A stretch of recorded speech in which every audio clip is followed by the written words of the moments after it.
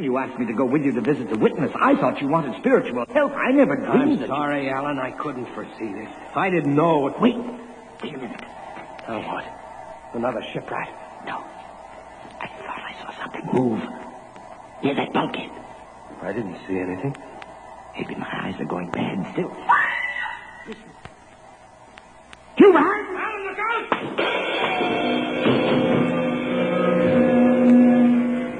Science fiction and super comedy coming up.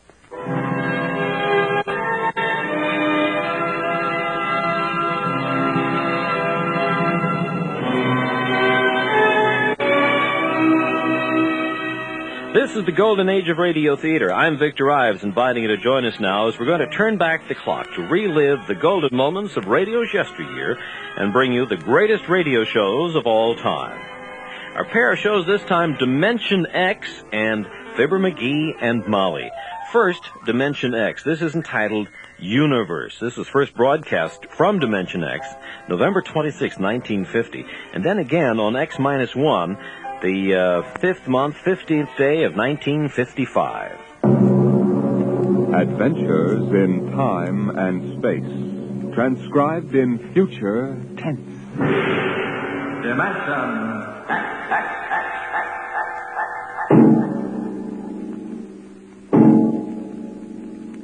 In the beginning, there was Jordan, thinking his lonely thoughts. Out of the loneliness came a longing. Out of the longing came a vision. Out of the dream came a planning. And out of the planning came decision. Jordan's hand was lifted, and the ship was born.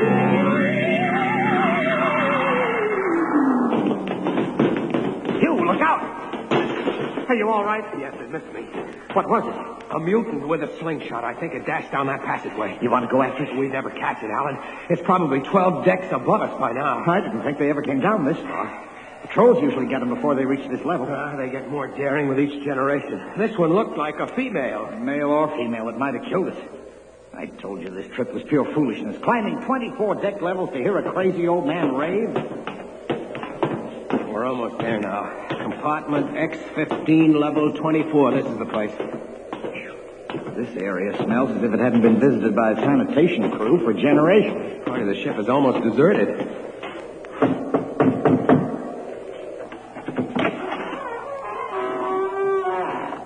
Yes? This is the compartment of John the Witness. Who are you? My name is Hugh Hoyland. I'm a cadet from the scientist barracks. This is my friend Alan Mahoney. What do you want of John the Witness? Only to talk. Are you a believer in Jordan? Naturally.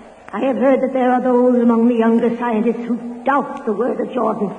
To doubt is death. We're not heretics. Enter. I have brought a gift of tobacco, grown on the richest level. It smells good. I assure you it's the best. Wait here. What a rat's nest. What the devil do you think he can tell you? I don't know. Now, hush.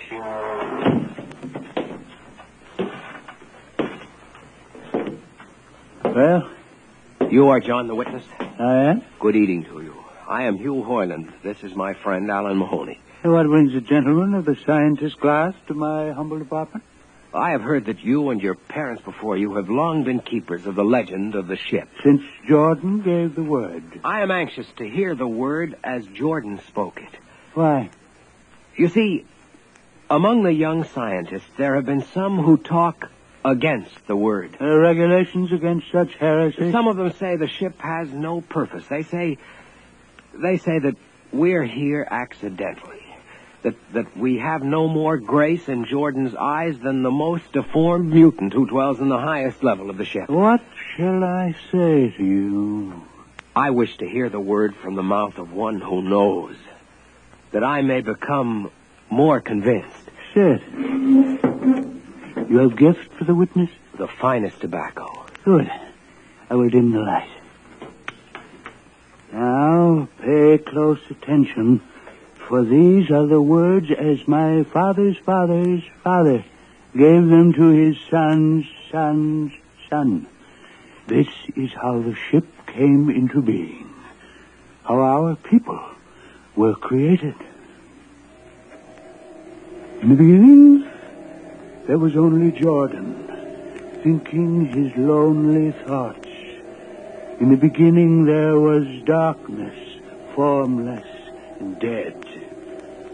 Out of the loneliness came a longing.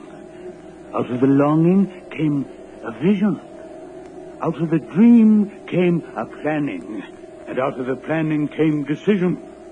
Jordan's hand was lifted, and the ship was born. Mile after mile of good compartments, tank after tank for golden corn, ladder and passage, door and locker, fit for the needs of the yet unborn. He looked on his work and found it pleasing, meet for a race that was yet to be. He thought of man, and man came into being. Then Jordan checked his thought and searched for a key. Man untamed would shame his maker. Man unruled would spoil the plan. So Jordan made the regulations, some to speak and some to listen. Order came to the ranks of men. Crew he created to work at their stations, scientists to guide the plan. Over them all he created captain, made him judge of the race of man. Thus it was in the Golden Age. You're listening to Dimension X on the Golden Age of Radio Theater. Now back to the universe on Dimension X. These are the true words? As my father's father taught them. But what of the strange beast-like people on the upper levels of the ship? Surely Jordan did not create them. Jordan is perfect. All below him lack perfection. You have heard of the legend of Huff? I have heard that he mutinied against Jordan. Darkness swallowed the ways of virtue. Sin prevailed upon the ship. And before wisdom prevailed and the bodies of Huff and his followers were fed into the converter, some of the rebels escaped and lived to father the mutants. They are tainted with the sins of their fathers. One more question, witness. Speak. What is the ship? The ship is a great sphere. 25 kilometers wide and 100 levels deep. I know that, but what about the upper levels? The regulations forbid us to venture into the upper levels, but it is said that beyond the levels of the mutants lies the forbidden place where Jordan's spirit prevails. So I've heard. But something troubles me. Something which prompted my coming here. Yes, my son. What lies beyond the ship? What? What lies beyond the ship? This is heresy. Answer me. I will not permit such talk. The ship is complete. The ship is universal. The ship is everywhere. The ship is endless. Your mutterings are those of a frightened old man. They answer nothing. You question the word? I think you lie. Hear me, Mr. Highland. For what you have already said, I can have your body fed to the converter. Your soul launched on the endless trip. You threaten me. You, for Jordan's sake. You think I fear this dried fig of a man? You. Sir, my friend is impetuous. He doesn't understand. I might be persuaded to forget a substantial gift. You pig. You. Come on, Alan. The sight of this so-called holy man offends me. No, you shall not leave. Don't try to frighten me with a gun, old man. Remain where you are, heretic. I warn you, put down the gun. No. No closer. Drop it. Very well, then. Take to the heretic. Alan, get him! Is he dead? I don't know. Come on, Hugh. We've got to get out of here. Now where? We can't go back. They'd feed us into the converter.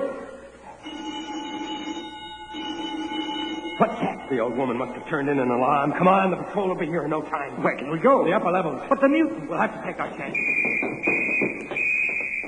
Listen, that's the patrol we've got to climb. Down the car quickly. Halt! Hold, we climb! The ladder.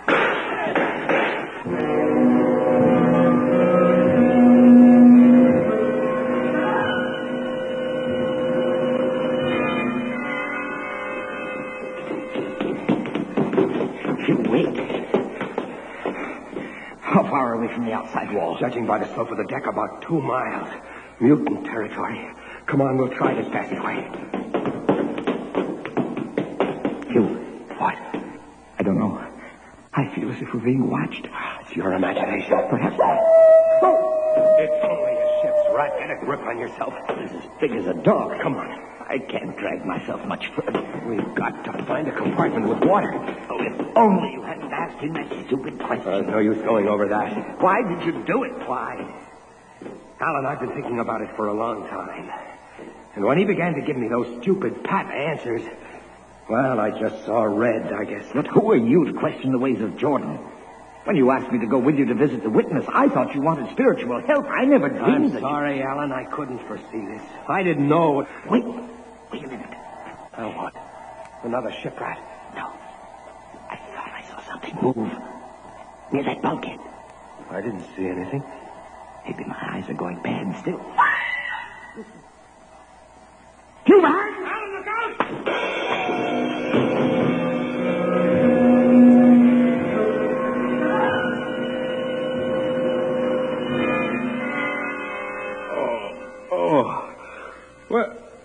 Where am I? What are you? Get away from me! Alan! Alan! Look out for that knife! Stay away from me! Alan! Alan! Don't kill him, Bobo.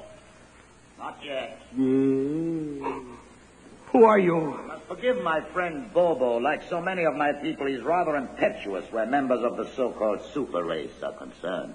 Who are you? What place is this? As you can guess from my leg, I'm a mutant. Where is Alan? Your friend is dead. I was not able to restrain my people in time to save him. Why don't you destroy me and get it over with? We do not kill for pleasure, Mr. Hoyland, only when necessary. You know my name? I read your identification tag. Who are you? Mutants can't read. My name is Gregory. I'm a leader of my people. Although we are unfortunate in our heredity, Mr. Hoyland, many of us are quite intelligent. Why do you live like animals? We would rather live like free animals than like regimented slaves, as you do. I've heard that you practice cannibalism. Undoubtedly, you hear many things about us. We raise our own cattle on the upper levels, and those of our people who choose to farm raise enough crops for our small population. You turn your head. Why? This one. I've never seen a creature like him. Bobo is an unfortunate. He was born without the power to speak. How can you tolerate a monstrosity? We have learned to live with difference. If we began to destroy our imperfects as you do on the lower levels, there would soon be no one left. It violates the regulations. The word of Jordan You know, states... Mr. Hoyland, your people are really primitive and barbaric. You dare say that to me? I dare say a good deal more. Let us go to my compartment and speak further. I'm always interested in information of the lower levels. I won't give you any information. Bobo, I want Mr. Hoyland in my cabin, please. I advise you to go quietly, Mr. Hoyland. Bobo has a hatred of superior beings, which is unfortunate, but quite understandable. Proceed.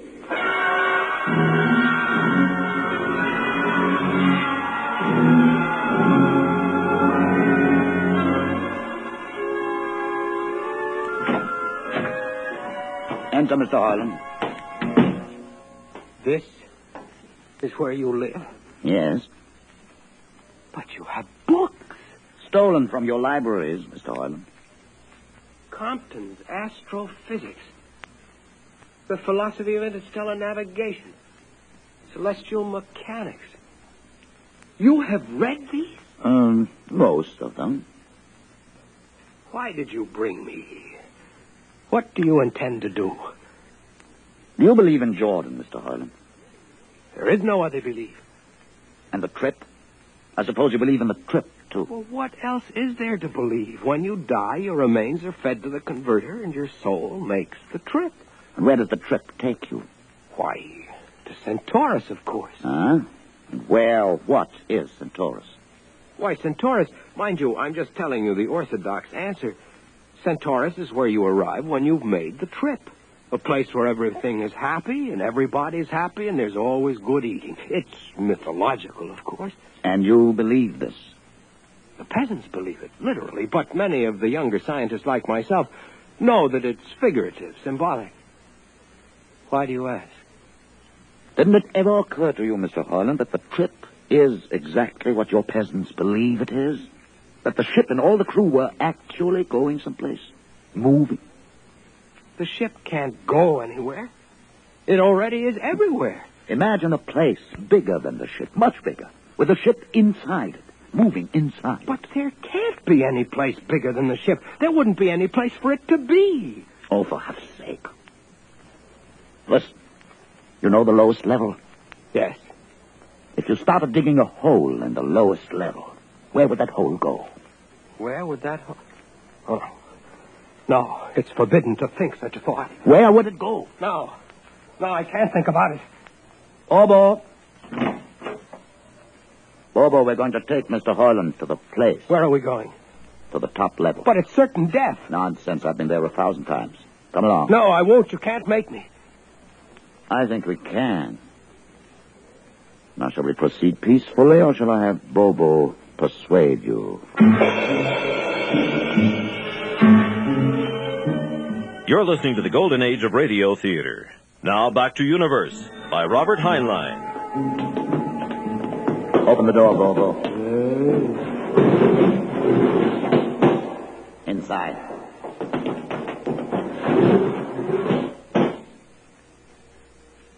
What place is this? This, Mr. Hoyland, is the main control room. Why, Mr. Hoyland, you're trembling. It isn't true. There is no such place except in mythology. Oh, you younger men are so wise, Mr. Hoyland, except for one thing. This happens to be the main control room of the ship. But it's nothing but a huge room with an instrument panel. What did you expect? How do you know this is the main control room? See these instruments? Using them, the navigator, many hundreds of years ago, actually steered the ship on its voyage. I don't understand. I didn't suppose you would. Your people have been so steeped in superstition and ignorance that the whole concept has lost its meaning. Sit in that chair. Don't be frightened. Sit down. Very well. Look up. What do you see? Nothing but a huge shield. Watch it for one moment, Mr. Hoyland. You are going to see something that few of us have ever been privileged to witness. Something so dazzling that you may find it hard to accept at first. But it is there. It is a reality. And ultimately you must accept it. What are you doing? I'm dimming the lights. Don't be frightened. Keep your eyes focused on the shield above us. Ready? Watch. The shield. It's sliding back. Ghost of Jordan. Well, What am I seeing? the universe, Mr. Hoyland. The universe in all its beauty. The stars, the planets, the suns, the moons, and the constellations. This is your heritage, Mr. Hoyland. The heritage you've been too stupid to see. But it can't be. The ship is the universe. There is nothing but the ship. Ah, but there it is. You see it before your eyes, spread out like a canopy of glory. You still deny it? Answer me, Mr. Hoyland. Do you deny it? No, I can't. They lied. They lied to us.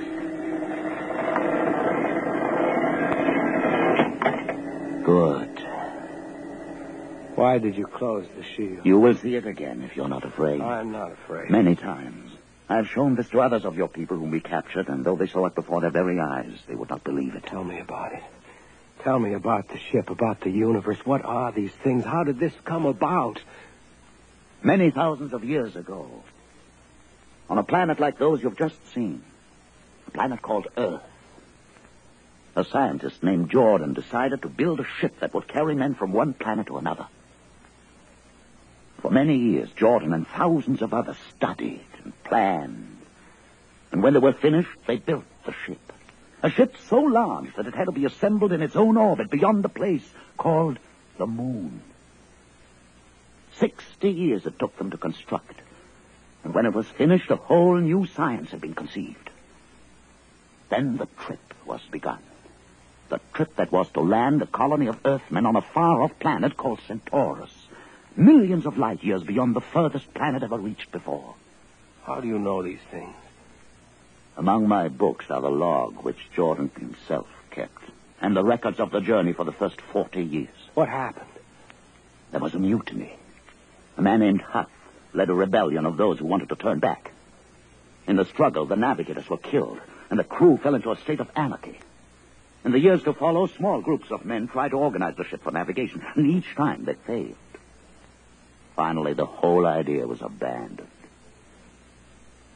And so for centuries, we have swung in space, unmanned, undirected, living in a lost world of our own making, without purpose, without direction. Why have you told me this? Why have you brought me here? You could have killed me. Can you guess? No.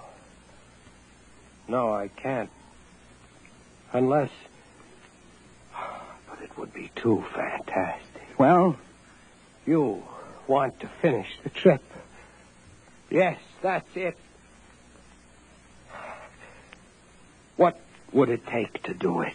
A miracle, almost. The crew would have to be trained. Many people, each skilled in a certain duty. Couldn't you train your own people? We are too few. Besides, the main drivers in the lower levels where my people are forbidden to go. No. It would mean that both our peoples would have to work together.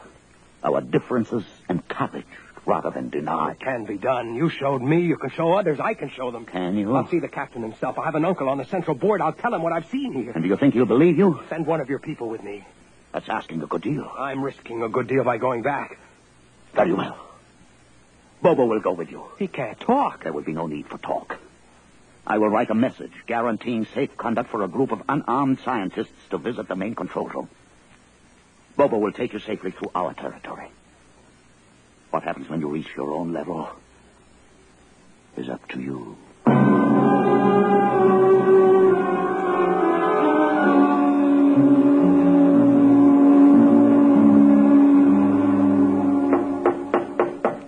One moment. Yes, what you... You. Quick, Uncle, let us in. But this mutiny... He's harmless, please. Now, what is this? You're wanted I know all about that. Listen, Uncle, I must see the captain. The captain? Are you mad? You're a council member. You can get me to see him. They'll kill you. You're wanted for heresy. I don't care. I must speak with the captain. You're close to him. You can arrange it. I don't understand why... Uncle, listen to me. The ship is moving. I can prove it. Do you understand? There is a purpose in the ship. I don't understand what you're babbling Never about. mind. Just talk to the captain. Tell him I have information of tremendous importance. Tell him I've arranged a truce with the mutants. A truce? Here, show him this paper signed by their leader. Do it, Uncle, for my sake. I don't know. Please, Uncle. If I'm to die, let this be my last request to you. Very well. I'll speak to the captain. I'll try.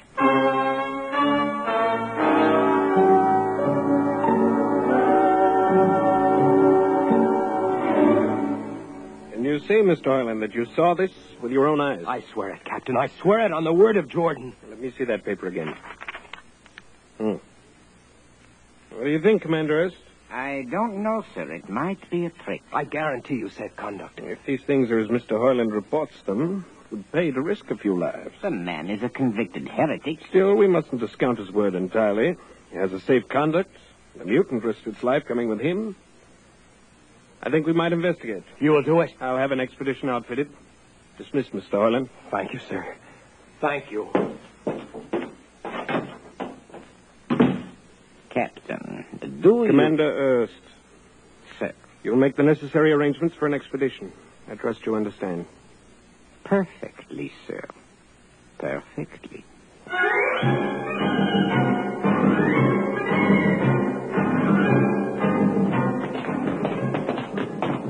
Lieutenant, Mr. Hoyland. you better halt your men here. This is the spot. Patrol, halt. I see no welcoming party of mutants. There will be none. Their leader will meet you inside the main control room. You don't say. And just where is this main control room? Beyond that door. I see. All right, men. Ready on. Why do you ready on? In case of ambush. Ambush? Don't you think they could have ambushed you on the way up here a good deal more easily? You know, Mr. Hoyland, I think you're a mutie lover. They have a place in the converter for that kind. Lieutenant, are you mad? No, Mr. Hoyland. But most certainly you are. To think that we could be lured up here to be slaughtered with a fantastic story about some mythical control room. Guns ready, sir. Lieutenant, I warn you, these people have acted in good faith. If you break that Order faith your now... mutants to open the control room, Mr. Hoyland. No, not until those guns are dismounted. As leader of this expedition, I order you to call them. I refuse. You cannot do this thing. This is no way to keep a truce. Very well, if you refuse. Oh, there! Mutant! Come out! For Jordan's sake, Lieutenant. Too quiet for comfort. Mutant! Open the door! Please, Jordan, don't let anything happen. Please don't. It's opening. Ready, men. Someone's coming out. Look at his leg. Horrible. Steady. He's walking toward us. I can't stand this. Look out! Gregory! No! You fools! You've killed him! Here come the rest of them. Fire!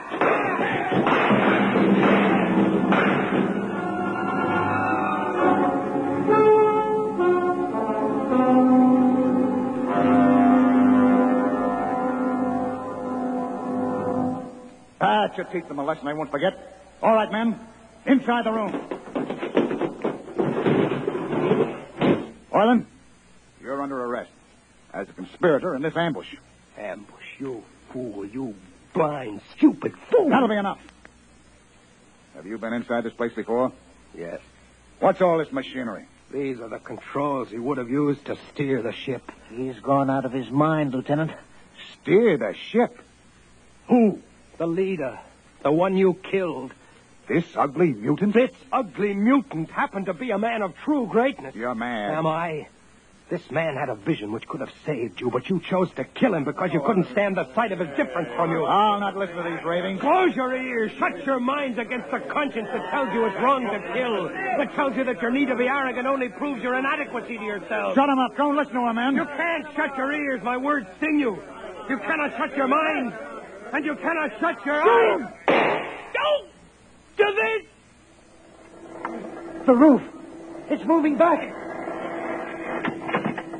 Look. Let the vision of this confound your ignorance and blind your eyes. This is the heritage you tried to stifle in your own breast.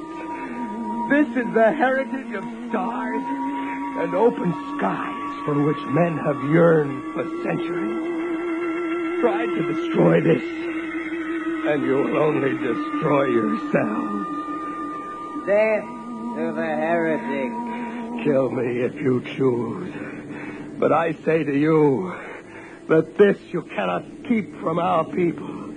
That they will seek it out, and the ship will be manned, and the ship will be steered, and there will be freedom and purpose and respect for ourselves.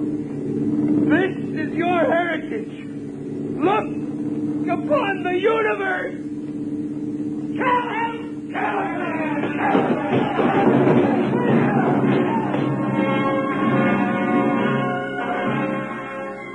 First broadcast November 26, 1950. That was Dimension X from the golden age of radio theater. Now we turn to comedy and Fibber McGee and Molly. In this 1942 program, McGee goes duck hunting. Ladies and gentlemen, we give you Fibber McGee and Molly.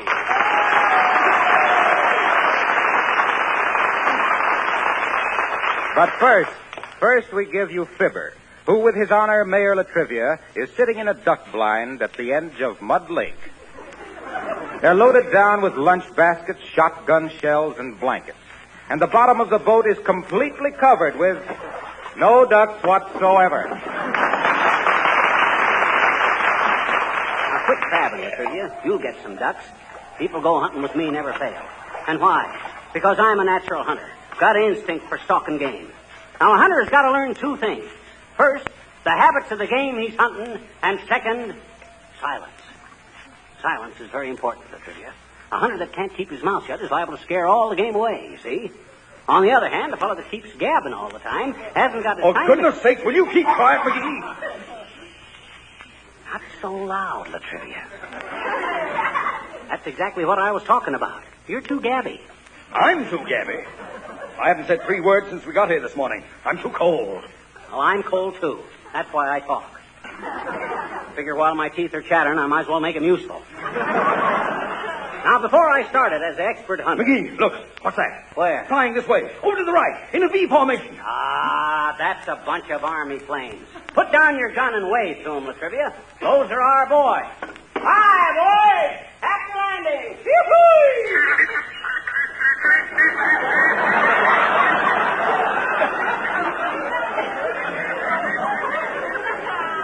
Army plane.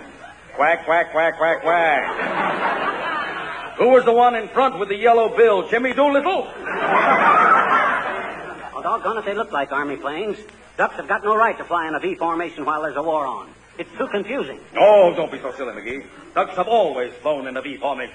Yeah, a likely story. Ducks don't even know how to spell victory.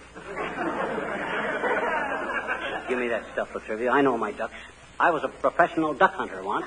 You don't say. What were you before that? A street singer with a mandolin. Used to make as much as $6 just on a Sunday morning singing, "I'll meet you in the garden where the frappies grow." I can understand why you took up duck shooting. What you mean? Must have been easier to pot ducks than vice versa.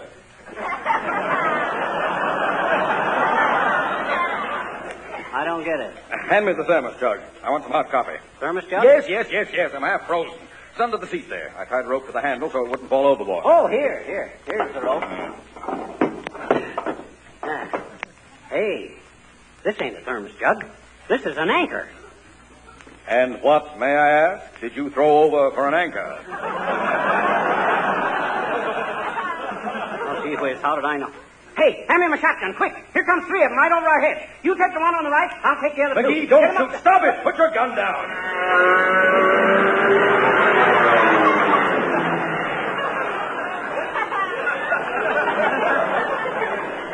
McGee, I'm going home. Oh, now, Latrivia, be a sportsman. We'll get some ducks. No, I don't want to stay out here with the duck hunter who fires at airplanes and throws kisses to mallards.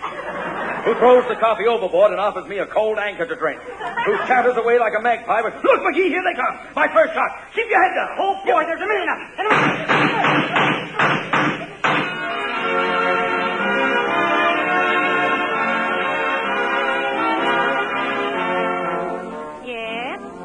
Yes, well, I'm so glad you called, Mrs. Stoops, and I'll see that you get a couple of ducks as soon as he gets home. We can't use more than 2 of them ourselves, and I promised 1 to Billy Mills and 2 to Mr. Wilcox. Yes. Oh, don't mention it. Goodbye. Now, let me see. I better write that down. 2 ducks to Mrs. Stoops, 2 to Mr. Wilcox, 1 to Mr. Mills, and 2 for ourselves. That's 7. I wonder what we better do with the rest of them. Oh, come in. Hello there, daughter. Where's Johnny? Oh, McGee? He went duck hunting with Mary Latrivia, Mr. Oldtimer. Duck hunting, eh? Gee, I wish I known he was gone, daughter. I'm quite a numrod myself. Now, you mean Nimrod. Not in this weather, daughter. It's numb. Johnny, pretty good man with a gun. Oh, McGee's a wonderful shot, Mr. Oldtimer. Though they got off to rather a bad start today. What you mean, daughter? Well, just as they were loading up the mayor's automobile, McGee stumbled and spilled all the shotgun shells under the car. Latrivia get mad? Oh, no, he didn't get mad. He just stood there and sang, "Raise the Ford and pass the ammunition."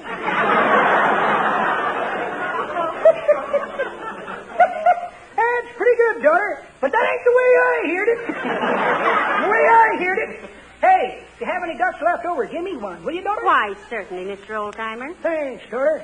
The way I heard it, one feller says to t'other feller, "See," says.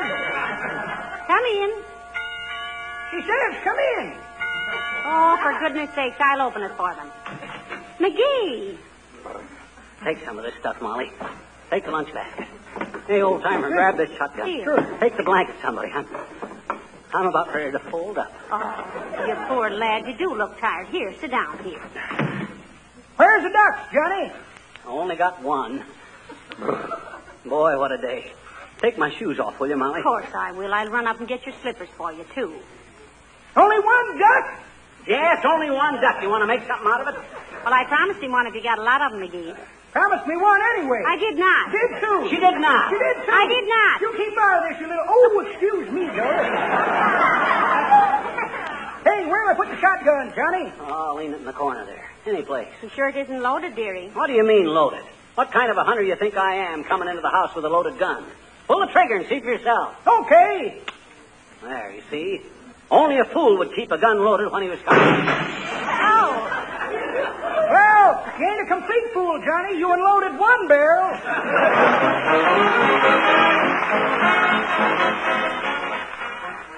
Well, are you feeling a little rested now, McGee? Yeah, a little. Give me another match, will you? Okay. My cigar's going out. Ain't got enough strength left to puff on it. Thanks. Well, must be a great sport, duck hunting. Yeah, well, it is fun. But this is the last time I go duck hunting with Latrivia. Why? Well, I don't know, but that's what he said.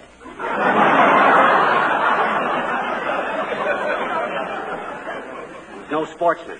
Keeps crabbing all the time. Crabbing about what? Well, how did I know it was his hat I was bailing out the boat with? Well, with only two people in the boat, it was 50-50 whose hat it was. Did the boat leak, dearie? Did it leak? There was a hole in the bottom of it I could have almost stuck my head through. I say almost because Latrivia tried to do it. His head? No, mine. Well, why did he do that? Sore head. Just because my gun went off and blew the bottom out of the boat. Oh. Well, that must have been quite a little outing. And you only got one duck. Well, what did it do? Commit suicide? No, sir. It was the finest piece of marksmanship I ever saw, if I do say so myself as I shouldn't. There I was, sitting in the boat, keeping a keen eye out for every duck. Every nerve tense and ready. When all of a sudden, a wing flashed right by my face. A duck? No, a fried chicken. Latrivia spilled the lunch. Well, sir? Come in. Oh, hello, Abigail, darling. How do you do, Mrs. McGee? And Mr. McGee. Hi, Effie. Pardon me if I don't leap up and bow from the waist, but I got a terrific mallard migraine. Why, good heavens, what is that, Mr. McGee? A foul headache. He just got home from his duck shooting trip, Abigail. Spent all day out in a cold rowboat and only got one duck. Isn't that the limit? Why, I was under the impression that 10 was the limit.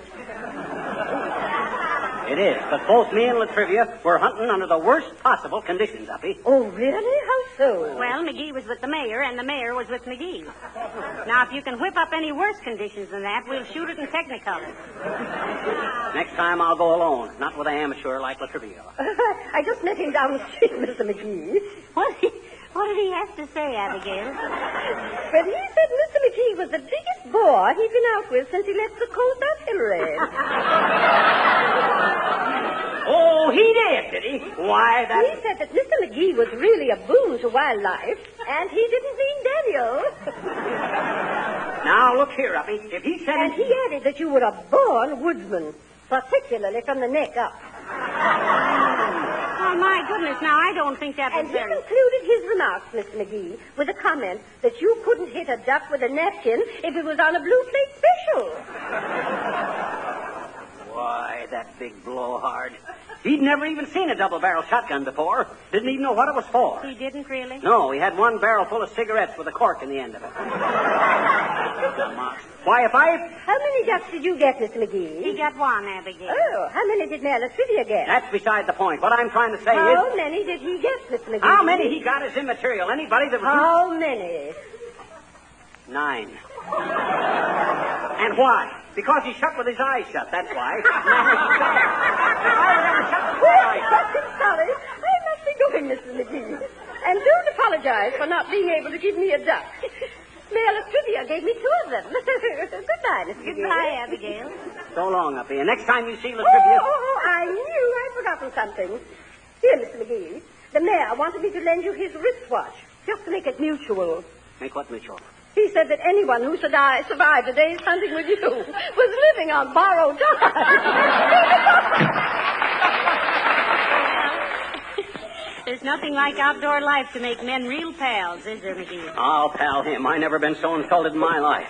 Why, when I think that linthead was behind me all day with a shotgun, it makes my blood stand on end. Yes, but did he really shoot 9 ducks? Well, so what if he did? Beginner's luck. Well, maybe you better begin again yourself. Here, I promised ducks to everybody in the neighborhood. Hiya, folks. Where's my duck? Still flying south, Mr. Wilcox. In a V formation, meaning vamoose. Come on. No kidding. I've invited 6 people to a duck dinner tomorrow night. Give me my duck. You haven't got any ducks, Junior. I only got one, and we're eating that ourselves. Oh. Well, that's okay, pal. I'll cook steaks for my guests. Can you cook, Mr. Wilcox? Can I cook? Baby, I can spot Oscar of the Waldorf 3 lamb chops and beat him by 2 fricassees and a curry. I had to learn to cook. How so, Junior? Inquired little Fibber with his bright blue eyes dancing with mischief. Well, I'll tell you. Whenever I demonstrated, what did I start out to say? Well, you started out to say how you learned to broil steaks, and I'm interested, too, being the chef here myself. Yeah, now you're gassing with cook, Wilcox.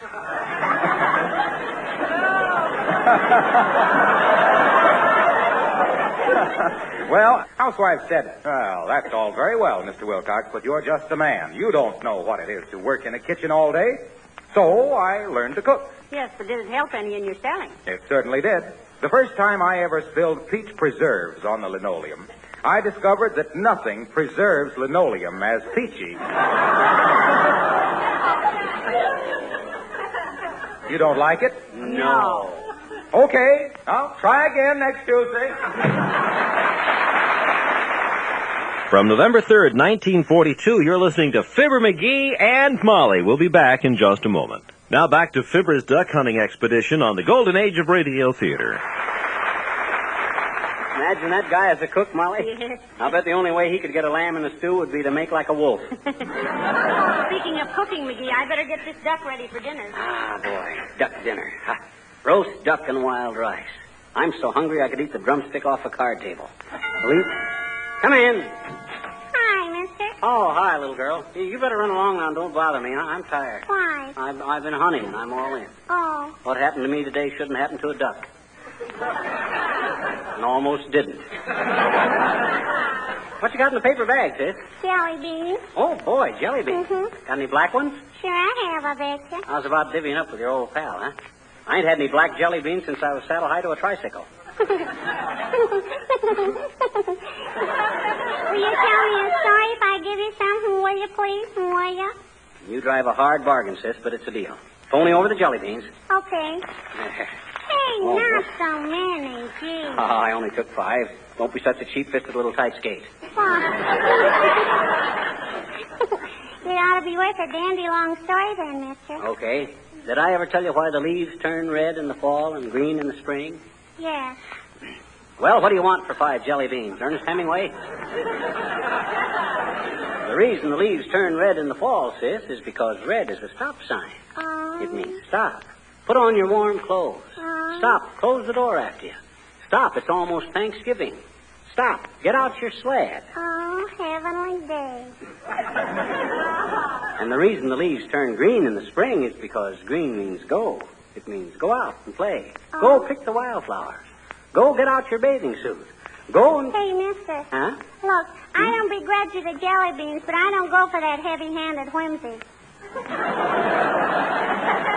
What you mean, sis? Well, gee, everybody knows the coloration of foliage is due almost entirely to the photosynthetic action of chlorophyll under the actinic rays of solar radiation, in combination with a seasonal diminishing of the flow of vegetative fluids, and you can give that stop and go malarkey back to the Indians.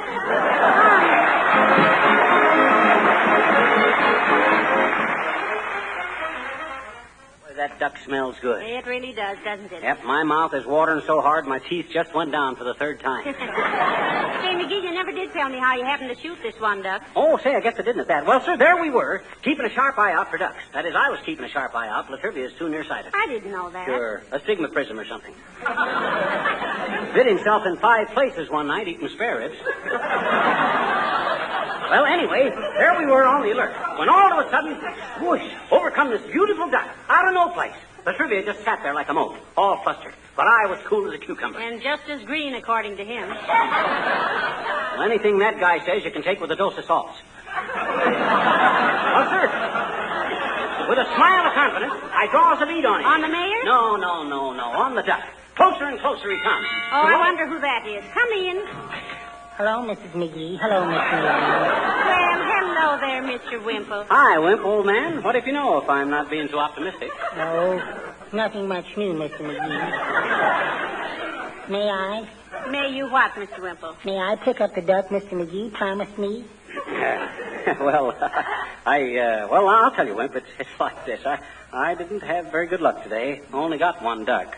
Oh, that's all right, Mr. McGee. I can get along without it. I just thought it would be a change from that chop that Sweetie Face gives me every night. What? Chops every night? Yeah. Pork or lamb? Suey. Sweetie Face is a great admirer of the Chinese. Oh. She calls me her little Shangri-La lollipop. At least she seems to have a sense of humor, Mr. Wimple. Oh, indeed, she has, Mrs. McGee. She has more comical ideas and witty thoughts. In fact, when I left this morning, she made a very funny crack. Can you remember it? Yes, for quite a while. It's right here in my collarbone. Well, you poor lad. Why on earth do you take all that mistreatment? Confidentially, Mrs. McGee, one of these days I'm going to surprise her. I'm taking a course in muscle building. Oh. Here, feel of my biceps, Mr. McGee. Wow. Feels like you got a house brick up your sleeve. How do you do it, Wimp? Oh, easy. I just put a house brick up my sleeve. I've been taking deep breathing exercises, too. Yeah? My chest is now 26 inches, normally. Oh, and what is it expanded? 25. Does Sweetie Face know you're building up to something, Wimp? Oh, I think she suspects, Mr. McGee. She grabbed at me this morning, but I escaped. Really? Yes. Our second-story window opens right near a tall tree, and I leaped right through the window to the topmost branch. Oh. Just like Tarzan, eh, Wimp? Almost. What I took to the topmost branch turned out to be a crack in my glasses.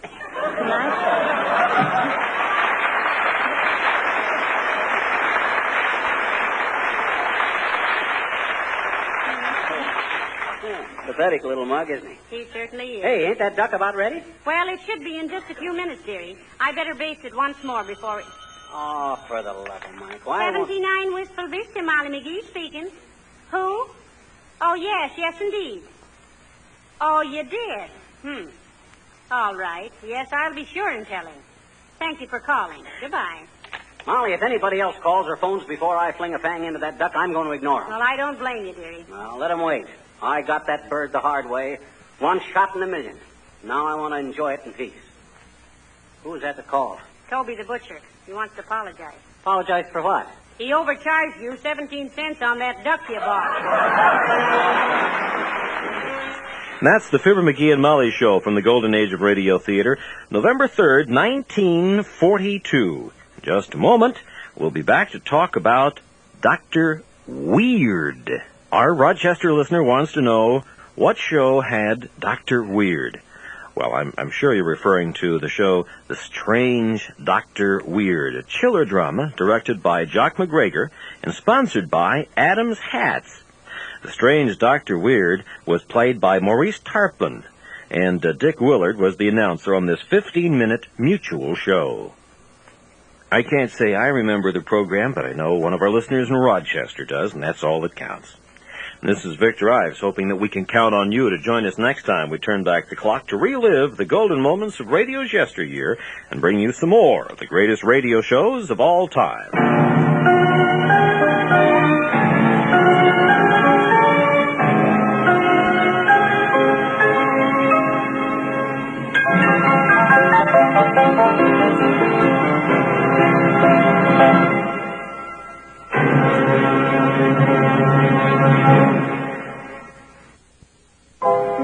For a copy of today's program, call 1-800-326-0296 and refer to show number 28. That number again is 1-800-326-0296. And remember to refer to show number 28.